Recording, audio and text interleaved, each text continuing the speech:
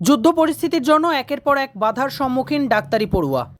পশ্চিমবঙ্গের শান্তিপুরের বাসিন্দা অর্ক সমাদ্দার প্রথমে ইউক্রেনে যায় ডাক্তারি পড়তে, কিন্তু সেখানে যুদ্ধকালীন পরিস্থিতি থাকায় 4 মাসের মাথায় তাকে ফিরতে হয়েছিল আমাদের দেশে। কিন্তু তারপর সে আবার বাংলাদেশে ডাক্তারি পড়ার জন্য যায়। বাংলাদেশের ব্রাহ্মণবাড়িয়া মেডিকেল কলেজে সে ভর্তি হয়েছিল গত বছর 9ই আগস্ট। কিন্তু ফের যুদ্ধকালীন পরিস্থিতিতে তাকে ফিরতে হলো। উত্তাল গোটা বাংলাদেশ, একের পর এক বাধাই তার পড়াশোনার জীবনে আসছে। কি বলল অর্ক সমাদ্দার, গেছিলাম হচ্ছে শুনবো। এর আগের বছর 2023-এর আগস্টের 9 তারিখে ব্রাহ্মণবাড়িয়া মেডিকেল কলেজে আমি ওখানে এমবিবিএস পড়ি। সেটা কোন জেলায়? সেটা হচ্ছে ব্রাহ্মণবাড়িয়ায়। মানে বাংলাদেশের জেলা? হ্যাঁ, ব্রাহ্মণবাড়িয়া। আচ্ছা, তো সেক্ষেত্রে 5 বছরের দিত। 5 বছর। কতদিন ক্লাস হলো তার মানে? আমাদের 11 মাসের সামান্য বেশি হয়েছে, তার মধ্যে এর মধ্যে এইসব হলো, যার জন্য আমাদের ফিরে আসাটা। তো এখন কি পরিস্থিতি রয়েছে ওখানকার? তুমি যখন আমাদের, আসলে লাস্ট কি কারণেই বা আসলে? আমি আসলাম যেহেতু আমাদের ওইখানে কোনো নেটওয়ার্কের ব্যবস্থাটা ভালো মতন ছিল না, দোকান কারফিউ লেগেছিল, যার জন্য কোনো প্রকারের দোকান টোকান সবই অফ ছিল, আর স্বাভাবিক পরিস্থিতি ছিল না, এটাই আর কি আমরা ফিরে আসার মেন কারণটা। বেশি তোমরা তো ছাত্র হিসাব মতন পড়াশোনা করতে গেছো, তো সেক্ষেত্রে তোমাদের ছাত্র ইউনিট এর সঙ্গে যুক্ত বা এরকম কিছু, না, বা কলেজ ইউনিটে কোনো প্রবলেম? না না না, আমাদের কোনো প্রবলেম ছিল না। মানে অন্যান্য জায়গায় সমস্ত ছাত্ররা তো এক হয়েছে, এক তা হয়েছে তোমরা ছাত্র হিসাবে তোমরা এগিয়ে যাওনি? তোমাদের কলেজ যায়নি? না না, আমাদের কলেজের ছাত্র কিছু কিছু গেছে, কিন্তু তবে আমরা অ্যাজ এ ফরেনার হিসাবে আমরা কোনো এর মধ্যে জয়েন দিইনি। আচ্ছা, তো কিছুটা ভয় কি মনে হয়েছিল তখন যে সময় এরকম প্রথম শুরুটা হলো? না, ভয় আমাদের ছিল না, কারণ আমাদের কলেজ কর্তৃপক্ষ খুব ভালোভাবে জানিয়েছিল যে কোনো ভয় নেই, আর যাদের যাদের সমস্যা হবে আমাদের জানাতে, আর আমাদের গার্ড দিয়েছিল, আর আমাদের বাইরে বেরোতে মানা ছিল, কারফিউ লেগেছিল যার যার জন্য। তোমরা কি একটা রেসিডেন্সি থাকতে তো নিশ্চয়ই, হ্যাঁ তো সেইখানটায় তো আরও থাকতো অন্যান্য?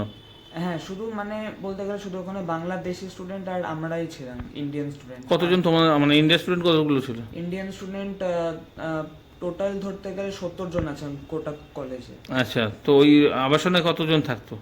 আমার শোনা আমাদের বয়েজ হস্টেল গার্লস হস্টেল আলাদা আছে, তো বয়েজ হস্টেলে মোটামুটি 50 জন অব্দি।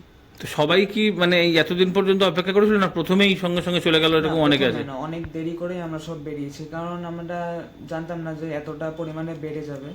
তো অ্যাটলিস্ট আমরা ইন্ডিয়ান এমবাসিকে জানাই, তা তারা আমাদের খুবই হেল্প করে। তো আমাদের ওখানে 20 তারিখে আমাদের বার করে ডাইরেক্ট, আমাদের পুলিশের এসকর্ট সার্ভিস দেয়, তো আমরা খুব তাড়াতাড়ি বেরিয়ে আসি। ভিসা পাসপোর্ট বা এই ধরনের কোনো এসবের কোনো সমস্যা হয়নি, আমাদের ডাইরেক্ট বার করে দিয়েছিল। আচ্ছা, তো তুমি কবে এসছো বললে? আমি ছিলাম 20 তারিখে।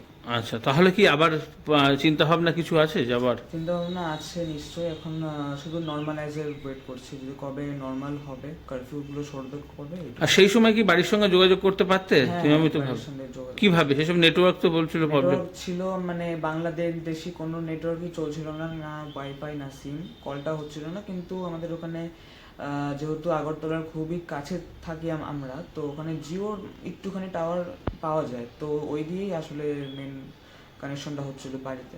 আচ্ছা, আর একটা কথা হচ্ছে, তুমি তো আগে ইউক্রেনেও গিয়েছিলে, সেক্ষেত্রে কতদিন করতে পেরেছিলে? সেক্ষেত্রে আমি অফলাইন ক্লাস বলতে গেলে 3.5 মাস থেকে 4 মাস মতন করেছি, বাদ বাকিটা অনলাইন চলে, তো সেটা যেহেতু এখানে মান্যতা নেই, তো আমি এখনো আর কন্টিনিউ করিনি। তার মানে ওখানেও তো ধরো ইনভেস্টমেন্ট, মানে তোমাকে কিছু দিতে হয়েছে, ফিস ভরতে হয়েছিল, হ্যাঁ, সেটা কি পুরোটা নাকি কিছুটা? না কিছুটা ফার্স্ট ইয়ারের জন্য।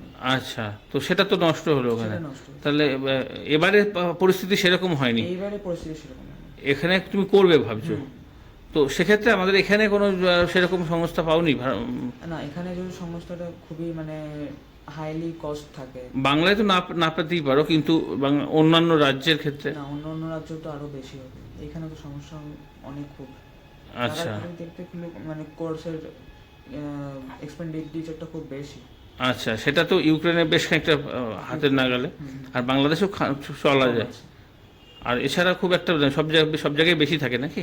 না, সব জায়গায় বাংলাদেশের মতনই থাকে, বা বাংলাদেশ ইউক্রেন বলতে গেলে ইউক্রেন আর রাশিয়ার দিকে একটু কম থাকে, বাদ বাকি এদিক ওদিকের বাংলাদেশের মতনই থাকে। আচ্ছা, তো এখানে তুমি কোথায় পড়াশোনা করতে প্রথমে স্কুল লেভেল? আমি স্কুলে পড়তাম হচ্ছে কেন্দ্রীয় বিদ্যালয়ে রানাঘাটে। রানাঘাটে। তারপরে পড়াশোনা শেষ করার পরে তারপরে আমি নিট দিই, তারপরে আমি ডাইরেক্ট ইউক্রেনে। নিট দিয়েছিলে? কোন ইয়ারে? আমি 2021-এ নিট দিই। আচ্ছা। তার পরবর্তীকালে তুমি ইউক্রেনে গিয়েছিলে। আর বাবা কি করেন? বা আমার ইন্ডিয়ান পোস্টাল ডিপার্টমেন্ট। আর তোমার ভাই বোন? ভাই আমার এখানে মিউনিসিপ্যালিটি স্কুলে আছে, ক্লাস 9-এ।